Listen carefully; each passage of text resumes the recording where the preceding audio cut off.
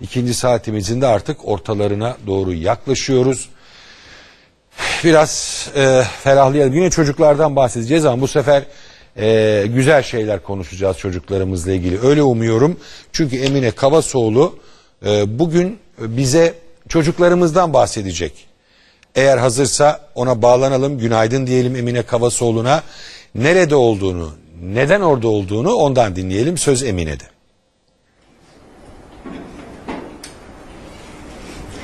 Günaydın İbrahim Sadri. Evet, bugün Üsküdar Çocuk Üniversitesi'ndeyiz. Aslında onların tatili ama dahi çocuklar için pek de tatil yok diyebiliriz. Üsküdar Üniversitesi'nde neler yapılıyor? Neden bu saatte buradalar? Hayalleri ne, umutları ne? İşte o soruların cevabını arayacağız. Yanımızda da Üsküdar Belediye Başkan adayı Hilmi Bey var. Efendim hoş geldiniz öncelikle yayınımıza. Hilmi Türkmen var. Üsküdar Çocuk Üniversitesi nedir? Çocuklar için çok büyük bir proje, özel bir proje hiç şüphesiz. Sizden alalım detaylarını. Evet, ben de Üsküdar'dan tüm izleyicilere hayırlı sabahlar diliyorum. Günleri aydınlık olsun. Üsküdar Çocuk Üniversitesi bizim Üsküdar Belediyesi olarak Türkiye'de ilk defa YÖK onayıyla başlattığımız bir projedir.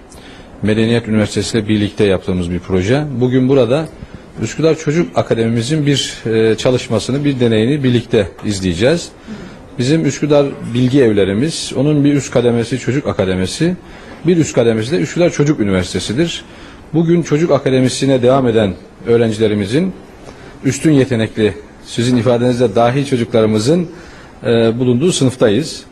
Burada 2 yıl öncesinden başlayan bu projemiz 250 tane öğrencimizin devam ettiği bir projedir bu. Burada çocuklarımız çeşitli fiziksel ve kimyasal deneyler yapıyorlar. Teknolojinin getirdiği imkanları kullanarak hem eğitim hayatlarına hem de gelecekteki bütün yaşamlarını etki edecek bir projemizden istifade ediyorlar.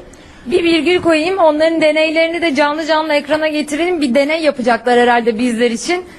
Siz deneyinize başlayın. Biz de bir yandan sizi izleyelim hem de konuşalım daha neler yapılacak burada, neler oluyor. Bugün burada evet. Ne yapacağız şimdi onu bir soralım hemen. Bugün kuru buz deneyi yapacağız. Fiziksel ve kimyasal değişimleri gözlemleyeceğiz. Biz öğrencimize başlayalım.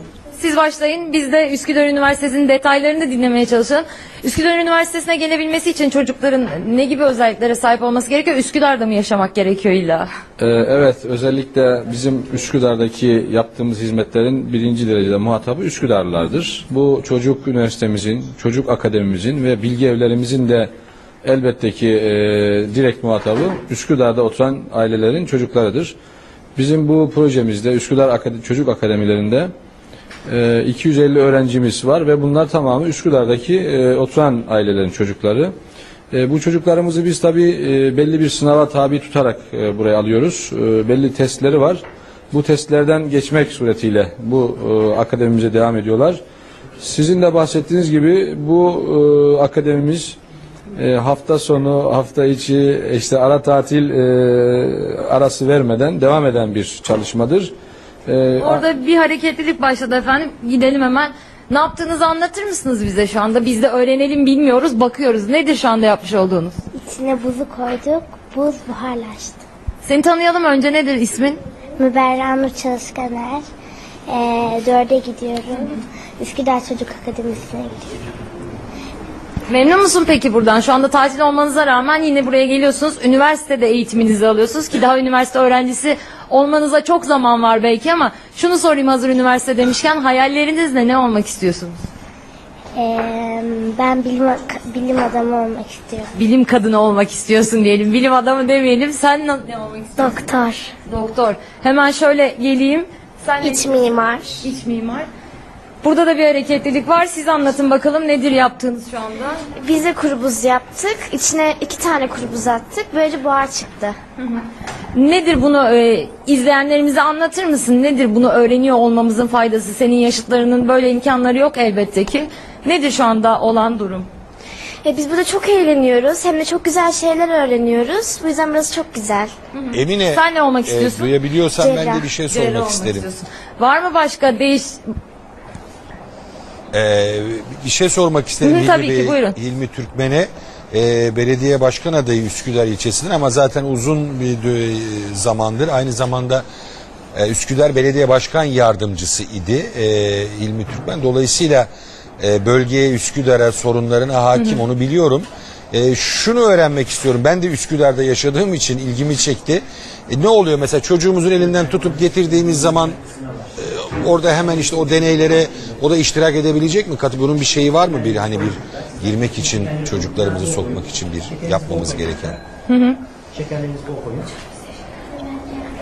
Hemen soralım. Evet, Üsküdar'da yaşayan çocukların üniversiteye kaydolmaları için gereken özellikler nedir ve o prosedür nedir? Nasıl işleyecek?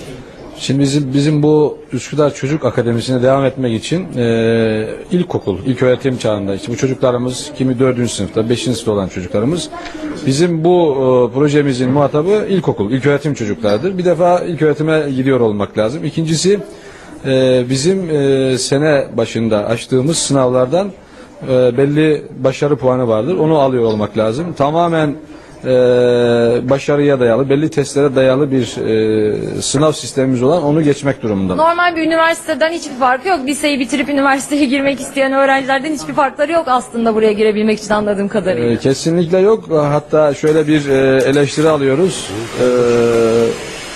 Evet, orada bir şey oldu bu arada. Sana da soralım, ne yaptın şimdi? İçine toz koyduk, şeker koyduk.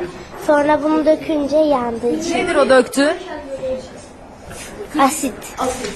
Evet efendim, devam edelim. Bir anda orada hareket olunca ben de sözünüzü kesiyorum, kusura bakmayın. Gördüğünüz gibi işte ne güzel deneylerimiz, bütün imkanlar burada. Bu hazırladığımız sınavlardan başarılı olmak gerekiyor. Ki bu sınavlarla ilgili dışarıdan hiçbir müdahaleye müsaade etmiyoruz. Tamamen çocuklarımızın objektif bir şekilde seviyelerini, başarı seviyelerini test ederek o sonuçlardan geçmek suretiyle bu projemizden yararlanıyorlar. Bir yandan da size kısa bir ara verip böyle geçeyim. Şu anda ne yaptık onu da size de soralım. Bir anda duman bastı burayı. Şöyle oldu. Fiziksel ve kimyasal bir deney yaptık. Fiziksel deney geri dönüşümü olan bir deneydir. Kuru buz şu anda katı halden gaz haline geçti. Kimyasal deney de yanan bir şeyin geri dönüşümsüz olmasıdır. Burada şekerin yanma deneyini gösterdik. Potasyum klorat, şeker ve sülfürik asit karıştırdık. Bu üçünü karıştırdığımız zaman şeker geri dönüşümsüz olarak bir daha şeker olmayacak bir özelliğe büründü. Çocuklar burada kimyasal değişim nedir, fiziksel değişim nedir bunu canlı olarak yaşayarak görüyorlar.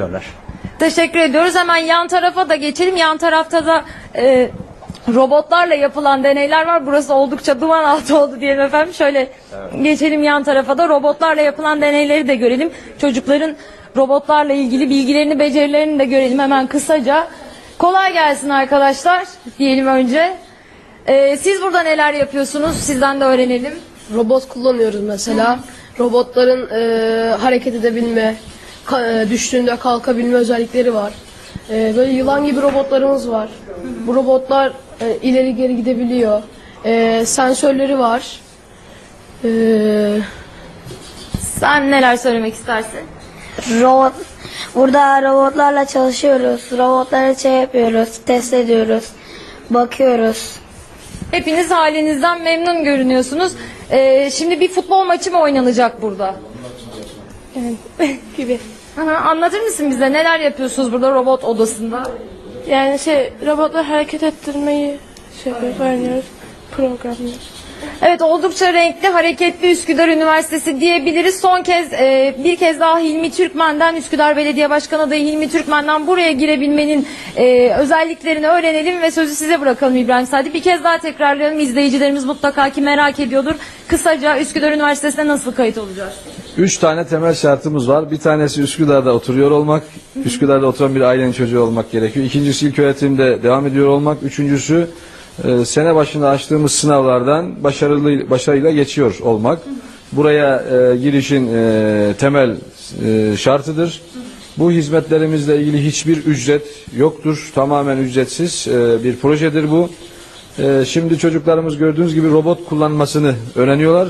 Ama bu işin bir ileri aşaması burada robot yapmasını da öğrenecekler. Bu çocuklarımız, dahi çocuklarımız robot da yapmak suretiyle belki de bilim hayatımıza yeni bir açılımı birlikte getirecekler. Çok teşekkür ediyoruz Hilmi Türkmen. Evet İbrahim Sadri, sabah çocukların neler yaptığına tanık olduk. Üsküdar Üniversitesi'nde, Çocuk Üniversitesi'nde onların hayallerini, neler yaptığını, hayata nasıl hazırlandıklarını sizlere aktarmaya çalıştık. Söz sizde. Teşekkürler Emine. Sağ olasın bu güzel bağlantı için. Çocuklarla ilgili her kim nerede ne yapıyorsa elbette hepimiz onun arkasında duracağız, destekleyeceğiz. Üsküdar'daki Çocuk Üniversitesi de bu anlamda önemli ve özel örneklerden biri kuşkusuz. Evet.